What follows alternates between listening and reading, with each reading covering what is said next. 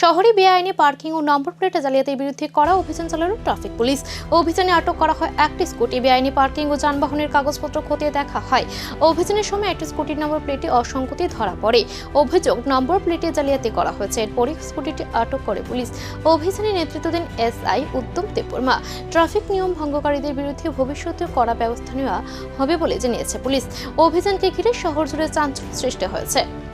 নমস্কার। আগরতলা শহরকে জঞ্জাটমুক্ত করার জন্য আমরা যে স্পেশাল ড্রাইভ চলছে তার অঙ্গ হিসাবে আজকে আমরা বটতলা টু পেডা চমনি এরিয়া এবং আশপাশ এরিয়া নিয়ে একটা এনফোর্সমেন্ট ড্রাইভ করছি। তার মধ্যে কিছু গাড়ির এবং বাইকের বিরুদ্ধে যা যা ভায়োলেশন রয়েছে তার আমরা কিছু ফাইন করছি এবং আপাতত একটা মোটরসাইকেল যাতে নাম্বার টেম্পারিং আছে তা আমরা সিজ করেছি এবং আমাদের ড্রাইভ চলছে। মালিক টালিক জানা গেছে যে স্কুটিটা কার? মালিক এখনো এসেছেন, ওনার থেকে আমরা ডকুমেন্ট ভেরিফাই করছি। বেআইনি পার্কিং থেকে নম্বর প্লেট জালিয়াতি শহরের রাস্তায় একের পর এক অনিয়ম সামনে আসছে। তবে আটক হওয়া এই স্কুটির পেছনে কি সত্যি নিয়ম ভঙ্গ নাকি লুকিয়ে আছে আরো বড় কোনো রহস্য? তদন্তে মিলবে সে উত্তর।